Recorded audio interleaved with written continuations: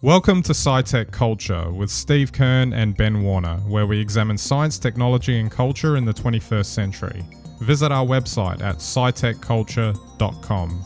Hello everyone and welcome to SciTech Culture. My name is Ben Warner and I'm joined once again by my good friend and colleague Steve Kern. How are we today, Steve? Welcome to 2019. We're going to kick off with some tech today, which is probably a good place to start as any, isn't it?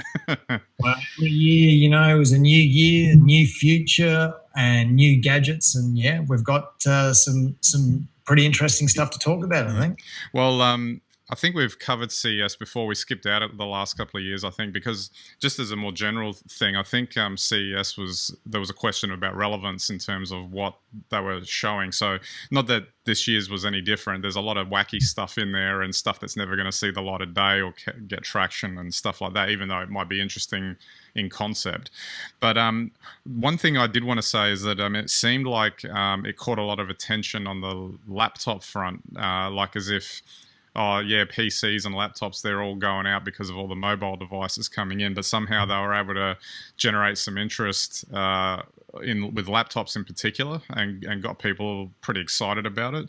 The best example was one that I saw, which was a gaming laptop. Yeah. Which was like a Surface Pro, a 17-inch Surface Pro. So you could carry it, I guess you could carry it around with you. But I didn't check how heavy it was, but it looked pretty heavy to me. But, it had the full gaming laptop that would close shut on it a bit like the Surface laptop does, or the Surface Book or whichever one. And it was just interesting, and you looked at it and you thought, oh, that's kind of interesting. I don't know if I'd buy one, but, at least they're trying to do something. Well, let's face it, if you're a serious gamer, you want probably the power of a laptop, and you probably want the largest possible screen you can get, which is the 17-inch.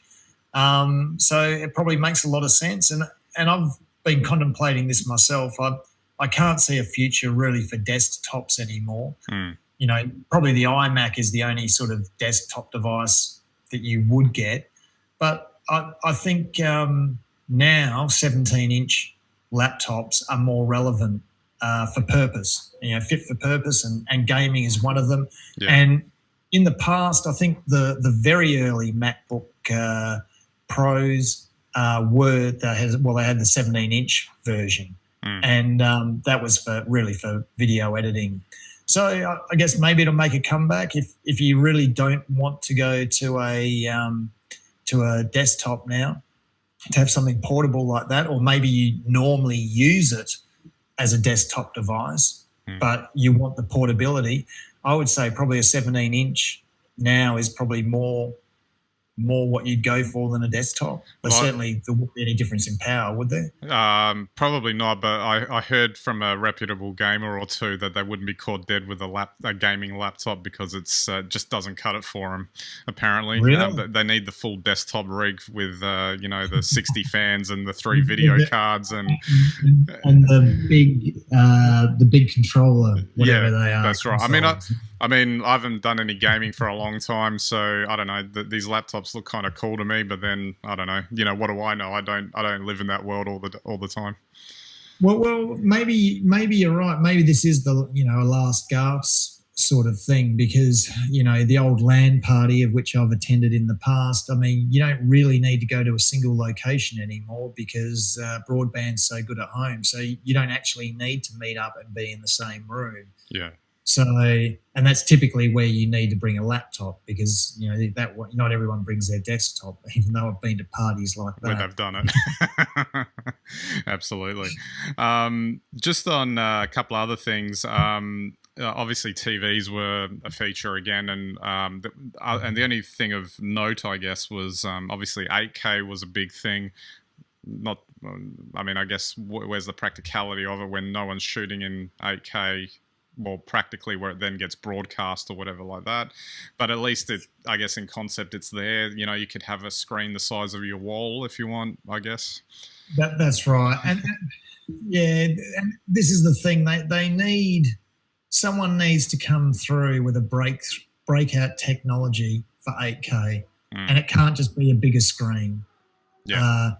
It's got to be, the equivalent of going from, a Nokia sort of original Symbian sort of smartphone to an iPhone.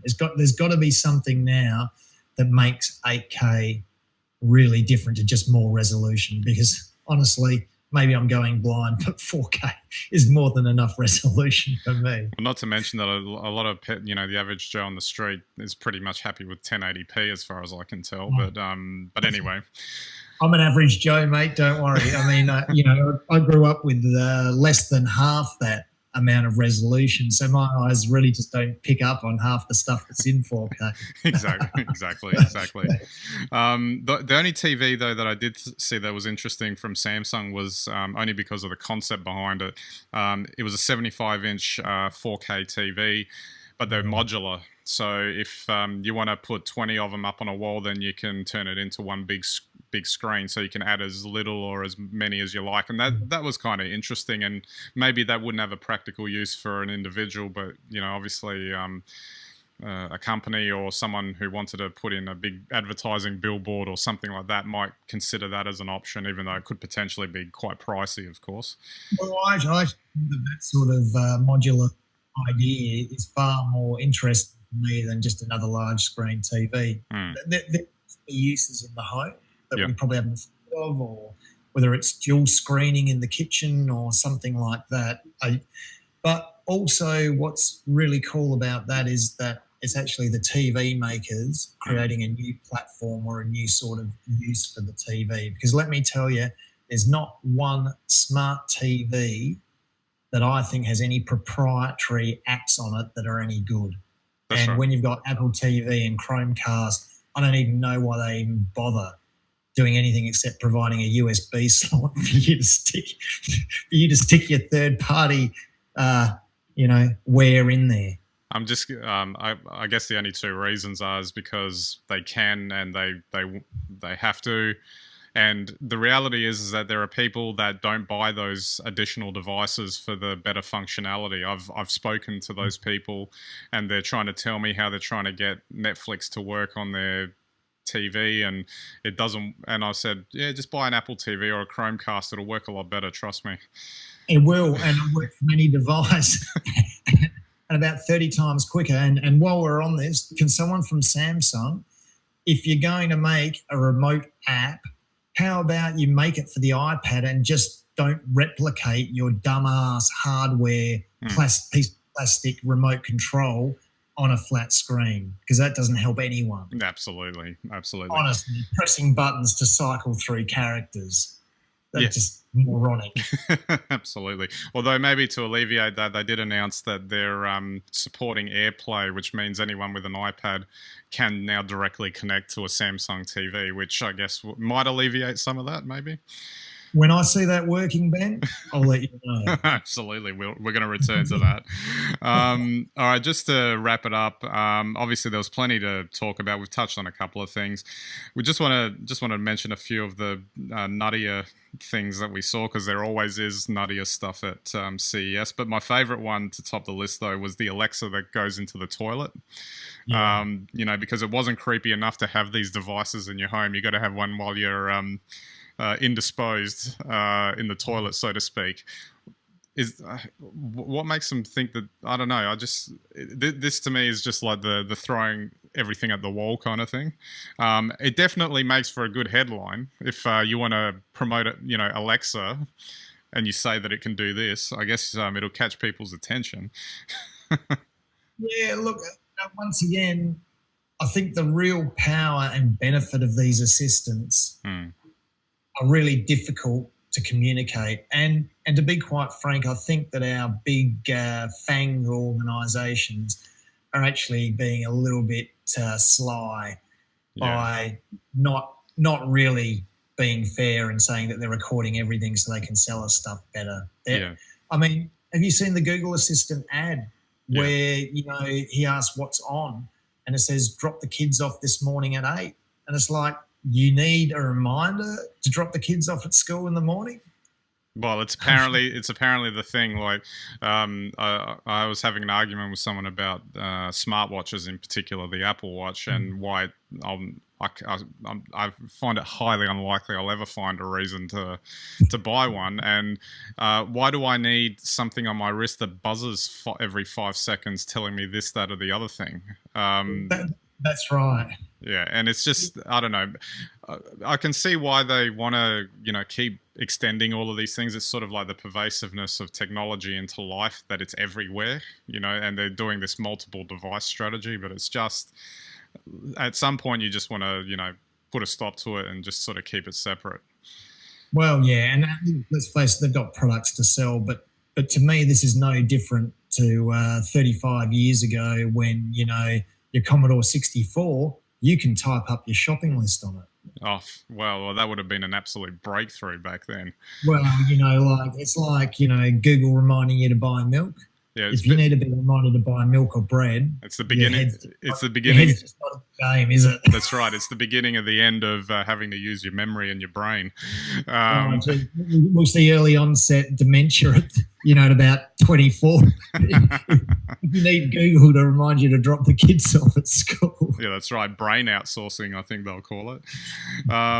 Just one last thing. There was and again, it's like one of those things where you go, all right, fair enough. Smart fitness equipment that was actually doubling as a kettle. So I guess you fill it up. While you're waiting for the water to boil, you can pump some weights while you're doing it. Again, I guess there's a usage for that somewhere, or not. I don't know. Well, I think these are really good ideas.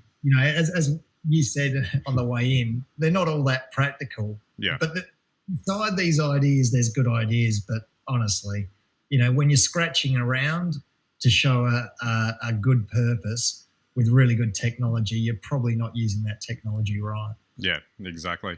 We might end on that note. We could be here all day talking about the nutty and the more practical tech that was on display. Another interesting show, I guess, and we'll see if any of it comes to fruition. Particularly if we happen to buy 8K TVs for our living rooms at some point. I'll let you know if I do. All right, absolutely. All right, so don't forget our website, SciTechCulture.com. You can get all of our links and content there. You can subscribe to our YouTube, Vimeo, and channels and RSS feed. So hopefully you enjoy all the content there. And we've got our blogs, etc. So plenty of stuff on that website, and appreciate it if you visit. All right, that's it for this episode. We'll catch you next time.